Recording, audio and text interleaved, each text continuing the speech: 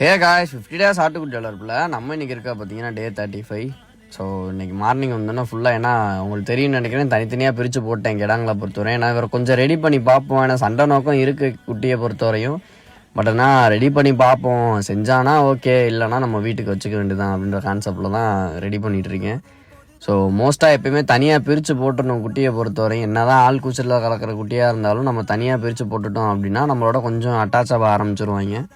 So அதே மாதிரி எல்லாத்தையும் தனித்தனியாக கட்டி விட்டேன். ஏன்னா இப்போ குட்டிங்க எப்படின்னா பெரிய கிடா தீனி திங்கும் போது குட்டியை போய் வாய வச்சு இல்லை காலை கீழே உள்ளே போட்டுருங்க, அந்த கிடா வந்து லைட்டாக அதில் ஸ்மெல் அடித்தாலும் அந்த தீனி வேஸ்ட்டாக தான் போச்சு.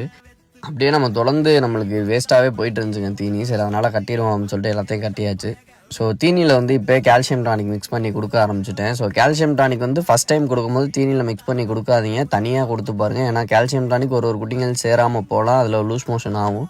ஸோ தனியாக கொடுத்து பார்த்தீங்கன்னா எதனால் அந்த ப்ராப்ளம் வருது அப்படின்றத கண்டுபிடிச்சிடலாம். ஸோ செட் ஆனதுக்கப்புறம் நீங்கள் தீவனத்தில் கலந்து கொடுத்துக்கலாம். ஒரு வழியாக ரொம்ப நாளாக குட்டி வந்ததுலேருந்து நானும் ஒரு 2 வாரமாக இல்லைன்னு அப்புறம் போய் அண்ணனை கூட்டிகிட்டு வந்து வீட்டிலே வச்சு முடிய வெட்ட ஆரம்பிச்சாச்சு.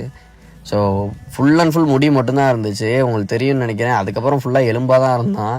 ஏன்னா முடி வந்து எப்படின்னா இது பிறவிலேருந்தே எடுக்காமல் வச்சுருந்துருக்காங்க குட்டிக்கு, அதனால நிறையா முடி அப்படியே மண்டி போய் கிடந்துருந்துச்சு. மிஷினாலே எடுக்க முடியல, மிஷினே திணற ஆரம்பிச்சிச்சு இத்தனைக்கும் ஈரமாக இருந்துமே.